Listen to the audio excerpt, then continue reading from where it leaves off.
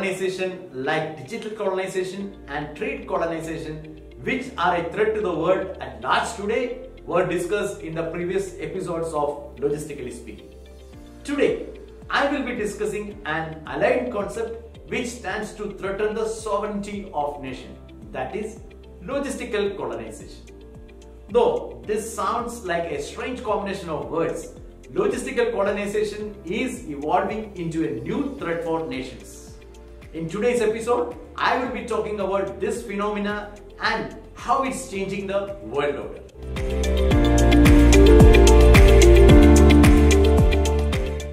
Since time immemorial, it's always been an established fact that success in logistics can help win a war, or the lack of it will result in losing the war. Historical lessons like how Germany lost to Russia during World War II due to failure to logistically support their frontline soldiers during winter, or Alexander leaving his conquest midway and leaving India due to lack of logistic support that couldn't reach from his home country. This is one of the reasons world powers always try to establish support stations across the world. US was successful in this with NATO allies and established military stations in Atlantic and Pacific nations, and similarly USSR used to control the other half during the time of communist regime. All these powers conveniently extended financial support, military support and political support to their allied leaders to establish their stations across the world without taking the liabilities of colonies. Now, for an incumbent world power to establish something similar, they need to adopt a completely different approach. And this is where the Chinese strategy of logistics as a tool for colonization has come in place. Western colonization's development plan called as software investment of reforming policies and institutions to help their allies grow, whereas Chinese invested in hardware to develop infrastructure while pushing in private capital and debt. This scheme of building new rail, roads and port was projected as a path to peace, prosperity, innovation and building strategic connections. As per the Chinese government, this investment in logistics infrastructure was to help developing nations to speed up their development while preserving their independence. Here is why this was attractive. Number one on this list is the financial scale. China started implementing its infrastructure program called the Belt and Road Initiative, or BRI, 8 years back with the participation of around 140 countries. With more than $100 billion committed, every country from every corner of the globe was eager to get a share of the pie, especially the financially challenged countries. However, most of these loans for logistics projects were deployed as sovereign guaranteed loans to recipient countries. So, even though these do not seem like loan to the other country, the sovereign guarantee makes this as a loan to the country itself. All the participating nations were shown the benefit of being connected with China, the factory of the world. The advantage of moving cargo from all the connecting nations to consuming countries further sweetened the deal. Number 3, the technological expertise. For successful implementation of connectivity, technology plays a major role in developing modern ports and faster railways. The advanced technology which China agreed to provide was something the participating countries never had.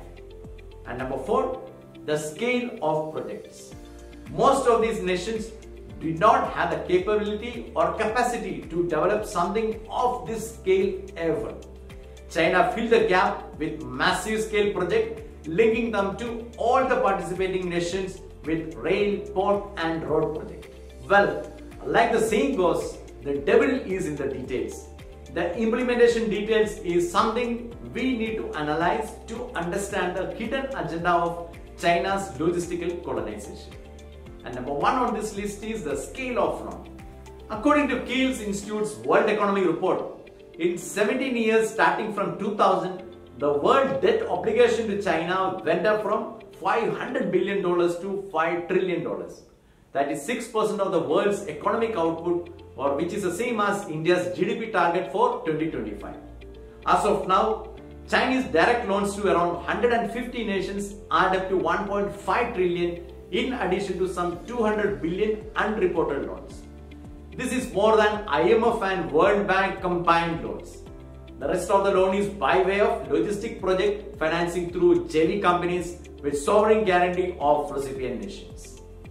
All the BRI projects in participating nations were heavily overpriced, which made this financially unviable, ensuring the recipient countries would never make enough money to pay back the debt.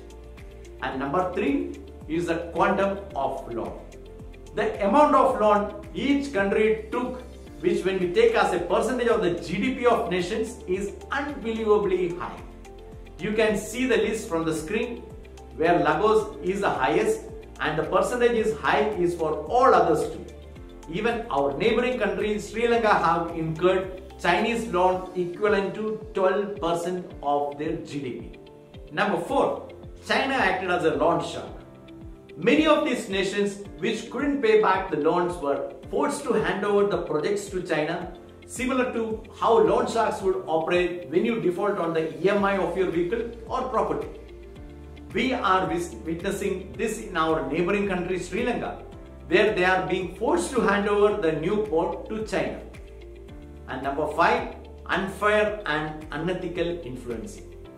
The impossible task of paying back loan resulted in the handing over of vital infrastructure to China, which is now being used as a Chinese military station that influences and controlling the running of these nations.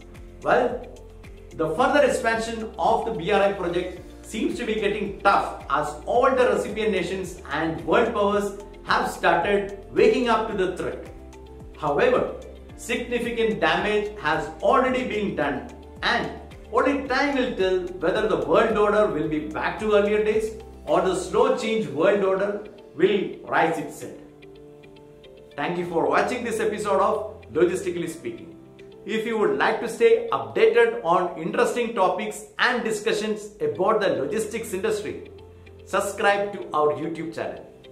I will be back next week with a new topic. Till then, see you. Bye-bye.